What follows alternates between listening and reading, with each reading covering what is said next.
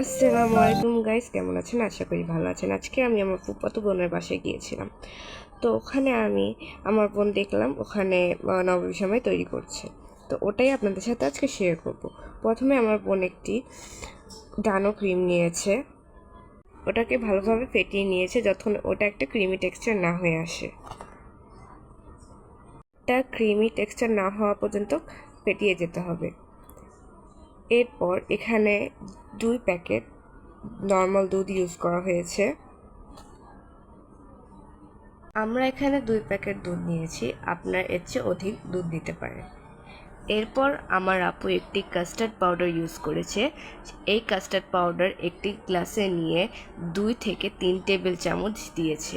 এখানে আমরা আমাদের পছন্দের মতো কতটা আমরা ক্রিমি খেতে চাই সে অনুযায়ী দিয়েছি, আপনারা আপনাদের পছন্দের মতো দিতে পারেন।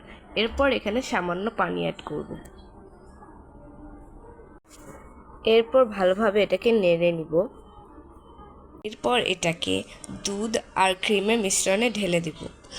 ঢেলে দেওয়ার পর এটাকে ভালোভাবে নাড়িয়ে চাড়িয়ে মিশিয়ে নিব।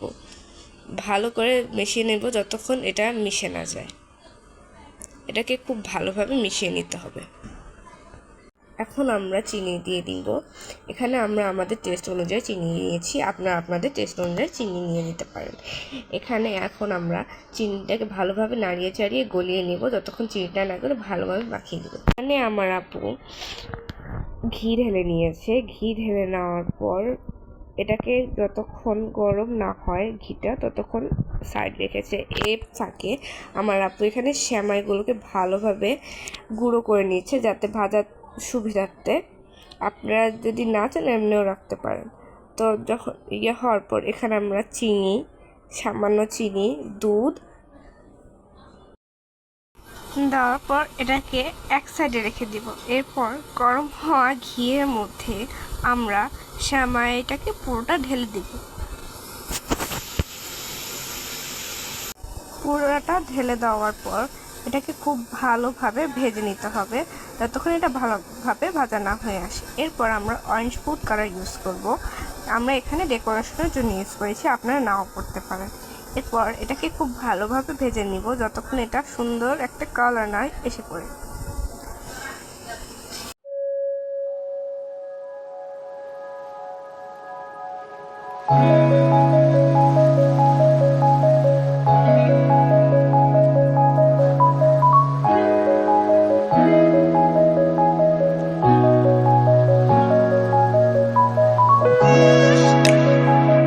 এরপর আমরা যেই দুধ, কাস্টার্ড পাউডার এবং ক্রিমের মিশ্রণ বানিয়ে রেখেছিলাম ওটা আমরা চুলায় বসিয়ে দিব এবং এটাকে খুব ভালোভাবে নেড়ে চেড়ে নিব যতক্ষণ এটা ঘন না হয়ে আসে।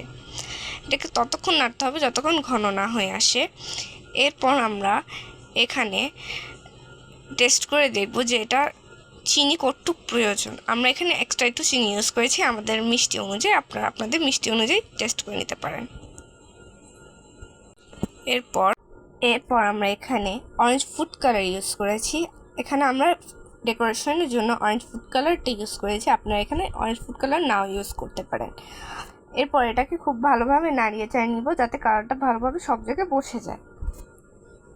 কালার দেওয়ার পর এটাকে কিছুক্ষণ ভালোভাবে রান্না করে নিতে হবে। এই ফাঁকে আমরা সেমাই একটি কাচের পাত্রে ঢেলে নিব।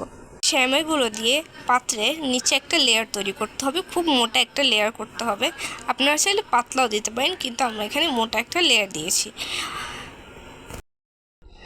মোটা একটা লেয়ার দেওয়ার পর ওটাকে এক সাইডে রেখে দিব এবং গরম গরম যে ক্রিমটা ছিল ওটাকে এটার উপর ঢেলে দিব।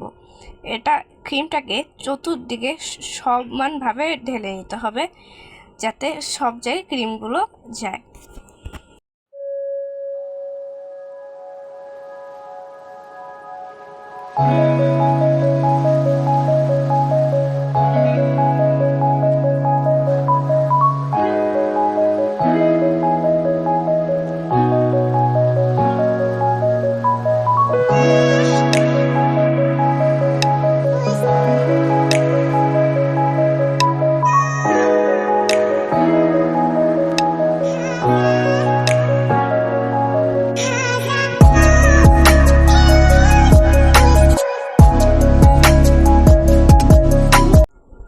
আবার আরেকটা লেয়ার দিব ক্রিমের।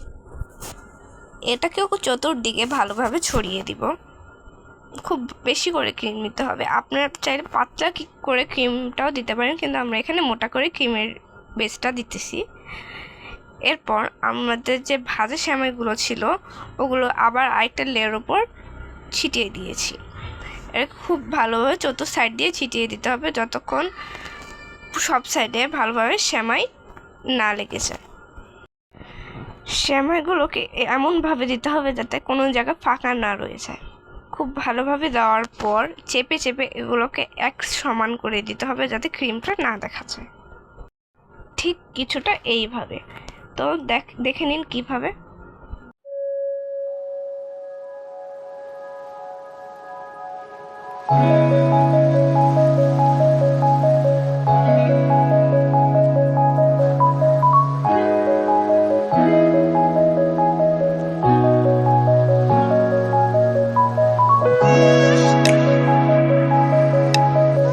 এভাবে আমরা নরমাল সেমাইটি তৈরি করে ফেলেছি। এরকম যদি কোনো ভিডিও দেখতে চান আমাদের লাইক, কমেন্ট, শেয়ার করতে ভুলবেন না।